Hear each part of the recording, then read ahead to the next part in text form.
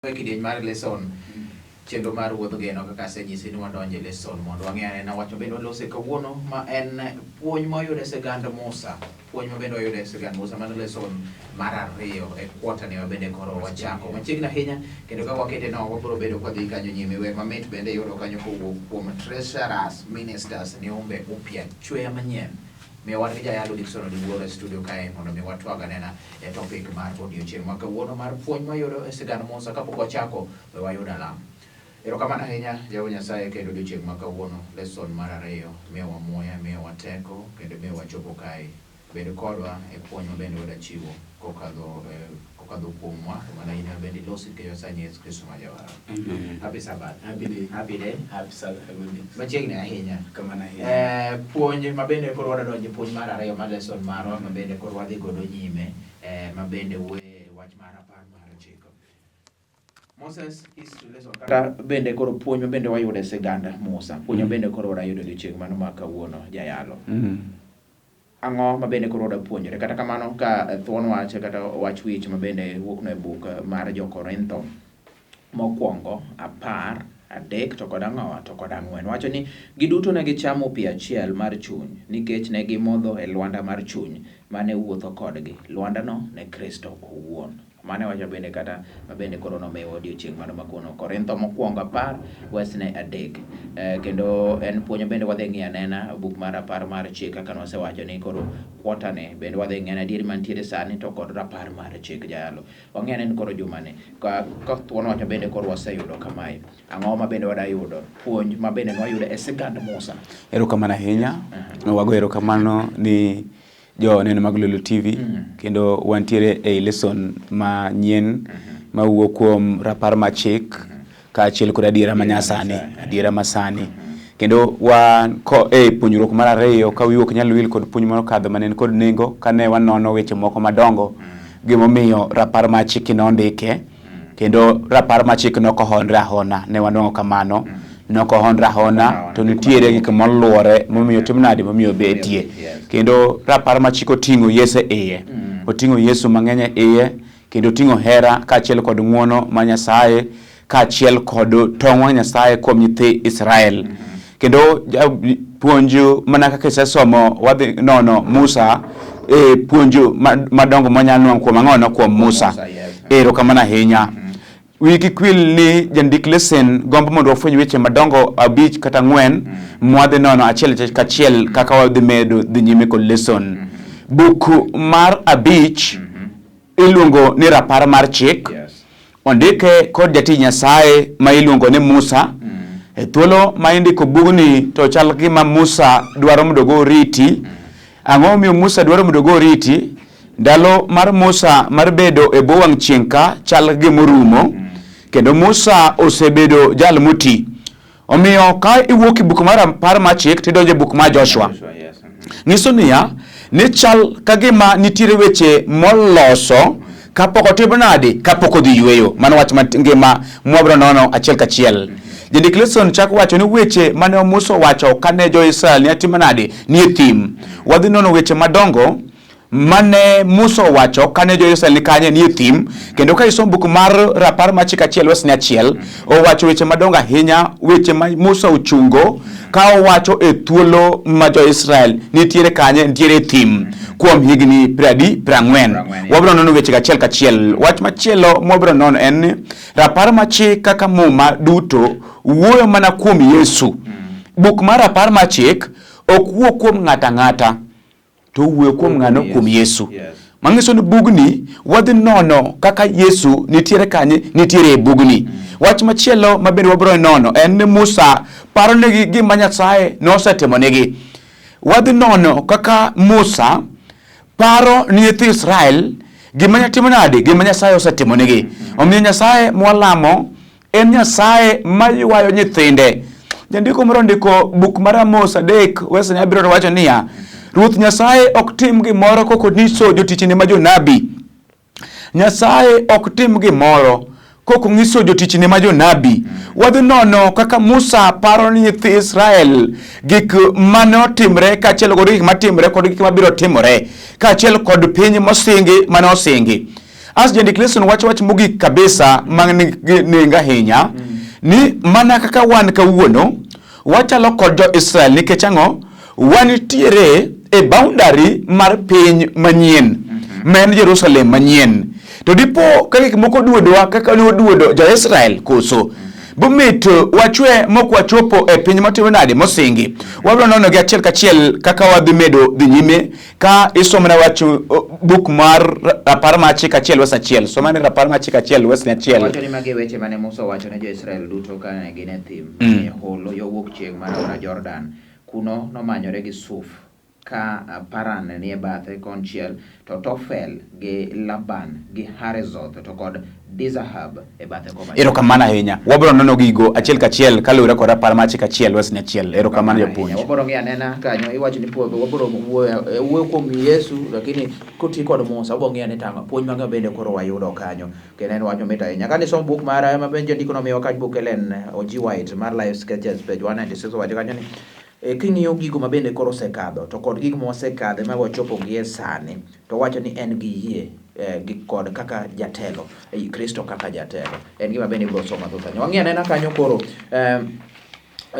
ote ma Musa ote mar Musa kata gima bende koro Musa bende ne oketo kanyo nyiso kanyo ni e muma te iwacho ni bedo mar Musa iwacho ni e momano iwacho ni bedo mar Musa kata bedo mar Musa en gima bende koro ineno kata bedo ni ok oluonge nyinge nyaka buk mano mar wuok ariyo wesne ariyo kumano ndiko iwacho ni ondike buk mar chakruok to kod gik mathoth ahinya koro ka inyisowa ni to ote mar Musa ni ere gima wadapuonjore kae jayalo ote mar Musa kata the ministry of Moses ma bende koro ipuonjo ka wasechako wadang'iyo history mare koro wachako kanyo ni ote mare erokamano ahinya wago Nyasaye erokamano ma oyie ma mondo wanon jal ma janabi kendo jati Nyasaye Musa ka thor ma subject en nu wanono book mar Rapar mar Chik mondo wanon weche madongo ma Nyasaye noyie mar mondo ndiki kendo mana japuonjo kisewacho ni Musa iluongo luongo mare mokwongo e thuolo ma ikoro nyuol mare e book mar Exodus 2 wes ne timonade wes ne 2 kendo Musa luong mare ne luong mani kod nengo ahinya nikech Musa e Yesu mandal no mar rengruok gi thuolo no kendo mano wach malich ma miwuoro omiyo nitie gimiluongo ni the ministry mar ng'ano mar Musa mangiso ni ote kata tich mane Musa timo nade mane Musa timo en emano ndiko book mar chakruok Musa emondiko book mar chakruok asto jandik lesson chako wacho ni kaka gik moko no chakore kaka gik moko recho asto Musa emowuok kuom gimiluongo ni geno mabiro Musa ochako wuoyo kuom gimiluongo ni chwech Musa ochako wuoyo kuom gimiluongo ni podho asto Musa ochako wuoyo kuom gimiluongo ni singo to singo ni kod warruok e iye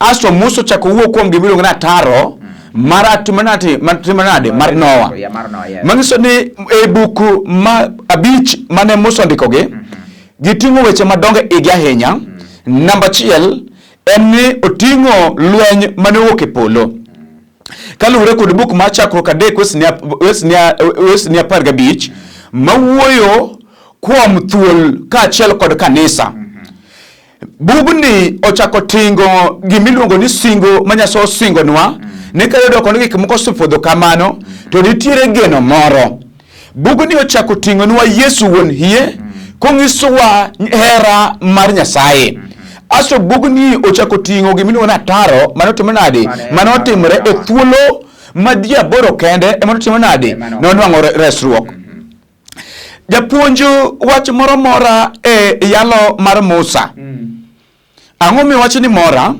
manyina buk mar wuok 32 wesne 32 Musa obedo kaka jagach ang'o momiyo wacho ni Musa nobedo kaka jagach gimomiyo Musa obedo kaka jagach en ya Musa e jal manoyietho mak mana mondo nyithi Israel onwang' warruok so mane bugno 32 wacho ni to koro yie iwene gi richogi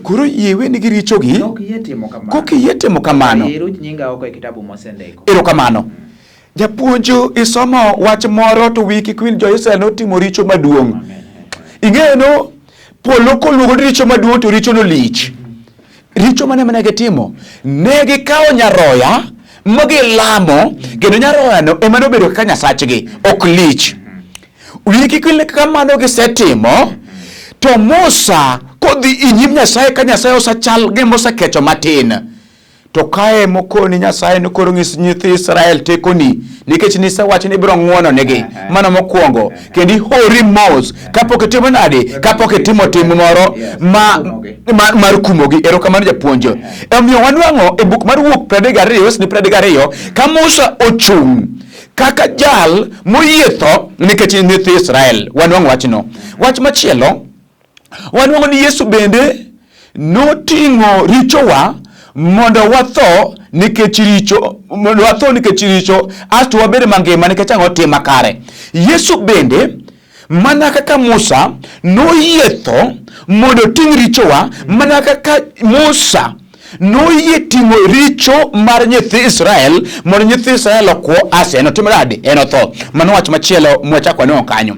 Omiyo wanwang'o ka Musa e ministry mare ne en jal manoyietho nikech ang'o nikech nyirombe. Musa noyietho nikech ang'o nikech nyirombe. Mano wach noyietting'o richo jogo. Noyietting'o richo mar jogo. Mano wach mage mantiere iye kanyo. Jandik lesson chako wacho wach moro niya, Musa nochung' kar jagach e kind joricho gi Nyasaye. Musa nochung' kar ang'ono jagach e kind jaricho me nyithi Israel kaachiel kod Nyasaye. Manyiso niya Musa biro to bedo diere ka. To kosebedo diere kae to thego Nyasaye kaachiel kod nyithi Israel. Ka japuonjo agombo mondo atiek tawacho niya, bende wanyalo chale kaka Musa manoyie mondo kaw richo mar jomo mondo warruok otim nadi ochopi nyithi Nyasaye mosetimo richo to richo matin to richo mana maduong'. Erokamano japuonj. Erokamano ahinya ne ka odongo dakika matin mondo wagam kamano kanyo en puonjo bende wayudo kanyo ni en intercessor, ne ng'ano bende ne kwayo e lo jomo. Wach ni kano kono Nyasaye ni yie e wene jo-Quran matimo ang'o an miruch nyinga kata ke tap ngima. Kamano kisomo 33 Nyasaye ndo nyiso ni akumo ng'ato ma richo ne wuon. Ino kanyala tema ng'o jo koro telne gi malaika bro telo ni to bang'e akoro miyo gi kum mabende koro no winjore. Wang'e na kor mabende koro no chopo kare dakika 2 mabende koro biro kor mabende no chopo kare. Japuonjero kamana ahinya. Nyasaye ondike buk mar Joshua 24 wes de 45 makikisomi no chopo singruok duto mosingo ni nyithinde. Nyasaye chopo singruok. The fulfilled prophecy yani niya ni kor matimo nade mochopo kare en Nyasaye chopo kor mane ma Nyasaye no chopo. Nyithi Israel no sekoro niya ni kato doko ni gisetimo richo kendo mano nomiyo gidigni e thim kaka wadhi medo nwang'o nyime kuom higni 40 te giko mare higni 40 notimo nade norumo. Nyiso ni koro notimo nade nochopo. Wanwang'o point number 1 Nyasaye otimo nade ochopo kor. Yena mara chaka noe kor moro machielo manotimo nade manochako chopo kendo. Ka isomo buk mar Daniel 9 wesne 24 nyaka 27 to ndiko ma Nyasaye wuoyo kuom lemo mar Daniel. To ndiko wacho niya e kinde mani chake leme ema na duoke lemo mari. Mano point number 1. Ang'o miyo Daniel ne lemo? Gimomiyo Daniel ne lemo en nikech higni 70 the 70 weeks mane Jerusalem dhi bedo gogunda. Mano wanwang'o kamano. To wanwang'o niya e lemo mar Daniel Nyasaye nochopo korno. En koro mane ma Nyasaye nochopo. Higni 70 the 70 weeks ne dhi bedo deducted to 2300 years.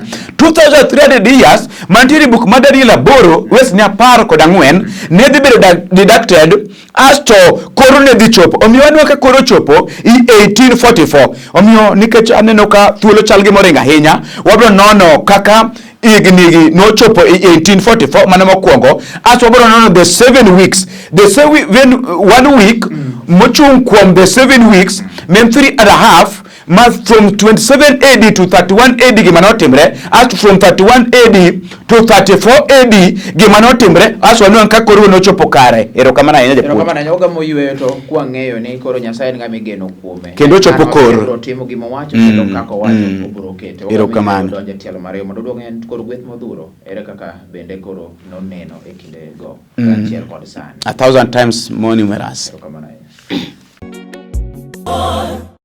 Erokamano ahinya waduogo kende e tielo machielo. Koro wadang'i anena gweth modhuro. Jayalo Dickson Odiwuor ma bende wantiere godo ka kwang'iyo godo gigo mabende koro nwayudo kokadho historia kata gigo mabende Musa notimo. Iluongo kanyo ni kaka ne Musa bende koro ne otero ote ema bende nwang'iyo jumani. Koro jalo gweth mago modhuro 1,000 times more numerous, mana kaka kizungu bende koro nokete. Erokamano ahinya. Wach ninge nowuok e buk mar Rapar ma Chik achiel wesni 10 mowacho wach mangima kanyo kabisa gima Nyasaye timo nyithinde. Soma ni ndiko ma Nyasaye. Owacho ni nikech Ruoth Nyasaye ma Nyasaye osemiyo unya ahinya makoro ung'eny mana ka sulwe. Erokamano ahinya. Ruoth Nyasaye ma walamo ni osemiyo unya kendo bedo mang'eny mana ka sulwe marang'ono me polo. Winja ne wach mangima ma polo wacho ni ka dhano osebedo monya mana ka sulwe manie polo to gimo bedo malit ni joge modhi ng'anyo Nyasaye. To Nyasaye no yie bo jogo bedo matimo nadi mang'eny. Mano wach mwanwang'o mokwongo. Yiena mondo wafweny wach moro. Musa ne en janabi to noken mana janabi kende, ne janabi maduong' kalure kod pach nyandiko. Musa kobedo janabi maduong' to Rapar ma Chik owacho wach maduong' ma Musa notimo. En niya, Nyasaye nogwedho nyithi Israel kokalo kuom lwedo mar Musa nikech Musa noyie mondo obed janabi matiyo ni Nyasaye. Nyasaye nogwedho jo-Israel monya mana ka sulwe manie polo. Negi bedo mang'eny. Ang'omiyo negi bedo mang'eny en ni Nyasaye nen kodgi. Mano wach mangima mwanwang'o. Omiyo yie mondo somna buk mar Rapar ma Chik achiel wesni 9. Somana achiel wes 9 janabi. E kinde nogo na wacho nunia ting'uru pek ma ok anyal ting'o kenda. Nikech Ruoth Nyasaye ma Nyasaye osemiyo unya ahinya makoro ng'eny mana ka sulwe ma ipolo. Ka jo-Israel osebedo mang'eny to Musa wacho ni tijni koro katiye kenda. Koro adwaro mondo atimo nade? Amednu jomoko kata yier jomoko manyalo timo nade manyalo konya tijni. Omiyo ndik lesson wuoyo kuom medruok mar nyithi Israel mano wach mangima mwanwang'o iye kanyo. To wiki kwelnia e thuolo ma jo-Israel ne nitiere e thim kuom higni 40 Nyasaye ema noritogi kanyo.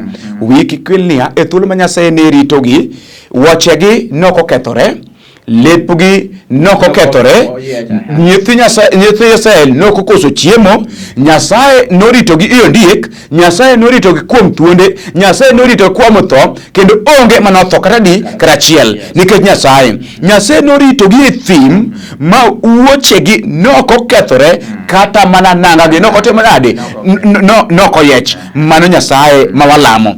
Yie mondo isomna Deuteronomy Rapar ma Chik achiel wesni 12 gi 13 kende asto atiek kanyo Tuesday part. To tich bedo jatendu kod ng'ado buchu osedoko mapek mohewa. Kuom mano yieruru ji man gi rieko mondo ketgi jotend dhoutu.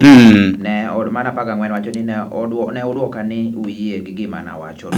15 omiyo nakawo ji man gi rieko kendo molony maketo koro oritu. Moko kuom gi naketo jatend ji Ghana to moko naketo Erokamano ahinya. Wach mangima mwanwang'o iye kanyo en niya, ka jogo osebedo mang'eny to Musa timo nade oyiero jotelo manyalo konyo ritogi. To thuolo miritogi to Musa obedo ka janabi maduong'. Mano omiyo chak niya, a prophet and not a prophet but more than a prophet. En prophet maduong'. En prophet malich. Nyiso niya nong'ado nyaka jonabi mane ntiere rieko e thuolo ma weche timo nade obedo matek. Jonabi ma wetene moko noyiero jok molony mong'eyo tich mak mana mondo gidhigo tich ma Nyasaye. Erokamano japuonj. Erokamano ahinya. Erokamano wadhi maber ahinya kendo mago puonjo bende koro wayudo e yono makare ahinya. Koro wang'i anena wach mar Kadesh Barnea.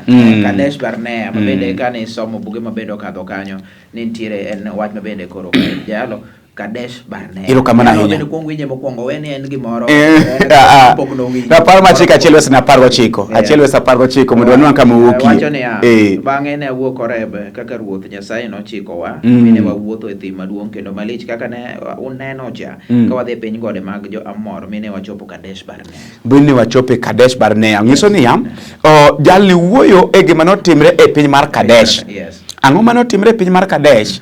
Jo-Israel nong'anjo ni Nyasaye e piny mar Kadesh. Ng'anjo mar jo-Israel e piny mar Kadesh. Omiyo kiwinjo kondik ni Kadesh Barnea, en niya, nitiere gima notimre e pinyno. Gima notimre en niya, jogi nong'anjo, wiki kwil niya, e thuolo mwok Tuesday part, jondiko wacho niya, narito gi kuom higni 40. Tich manati en niya, girwako nanga achiel, to nanga machiel ma girwako no, nanga no ler, to ok okethore, to ber malich nikech Nyasaye emotimo nade, emorite.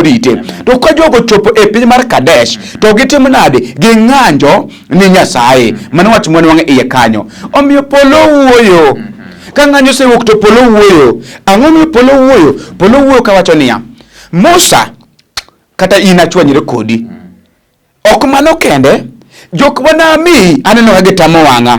Koro gima dhi timo, ng'at madhi donjo e piny mane osingi dhi bedo ng'ano, Joshua kaachiel kod Caleb, tino kidonji. Jo-Israel omiyo ong'is Musa wach malit. Omera ibro neno pinyno, omera ka Musa tho, to Musa neno piny mar Kanaan machiegni, to ok odonje. Nikech ang'o? Richo mar jo-Israel. Mano wach mwan wang'e iye kanyo.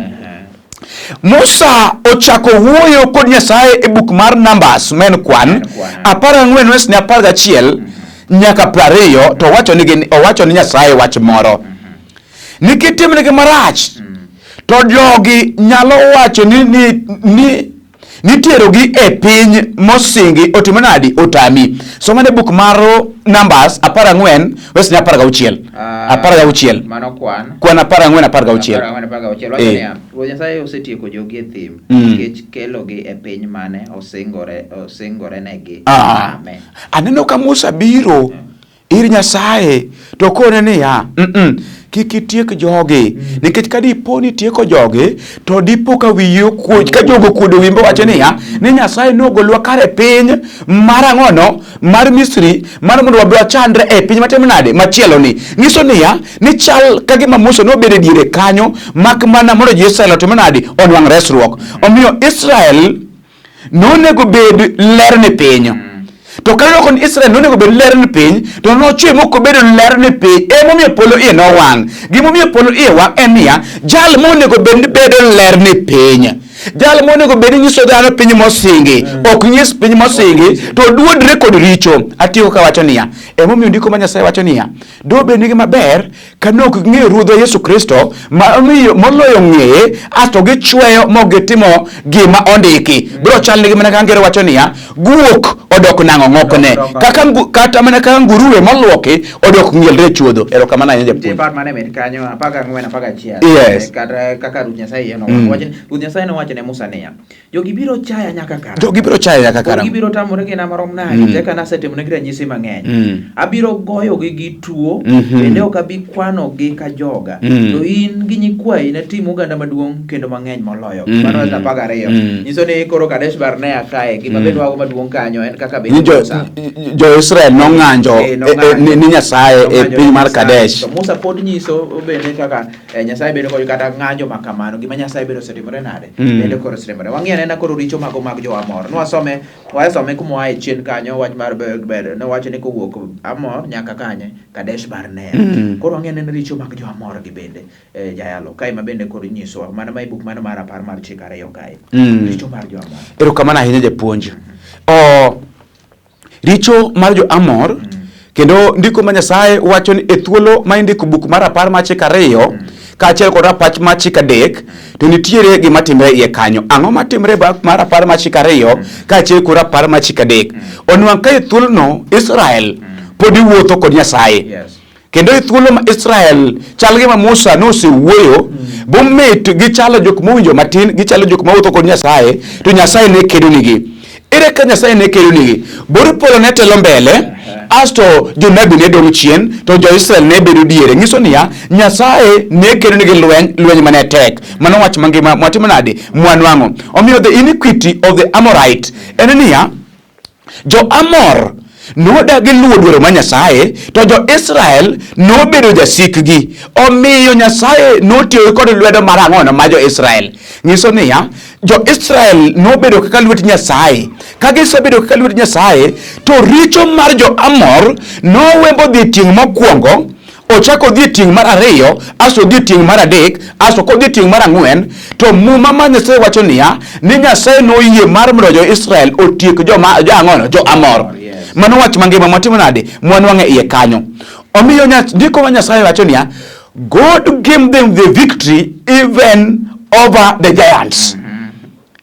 Kane pod gin gi Nyasaye to Nyasaye nomiyo giloyo kata kuom jok mane robede jok mane giyudo ka girobede kapod ne gin gi Nyasaye jawinjo kata dibedi gi Nyasaye mondo ilo Israel nosando wasikgi to ok wasigi kende ne gisando nyithindo ok nyithindo kende ne gisando mon to ok mon kende nikech Nyasaye nosetemo nade noweyo ne ni kodgi Nyasaye ka ne ni kodgi to ne gisando wasikgi muma ma Nyasaye chako dhi kawacho niya jomoko wacho ni sigana ni nokotimre to kaluwore kod buk mar Timotheo mar 2:15 wacho niya weche duto mondik e muma ma Nyasaye wuok kuom much Nyasaye konyo kuom puonjo ng'ato kuom rieyo ng'ato kuom tiyo ng'ato mondo Nyasaye duto bed joma lony ng'icho onge gima nondike muma ka moko ok mut Nyasaye wach magim en niya kane jo Israel wuotho kod Nyasaye Nyasaye nomiyo gichayo wasikgi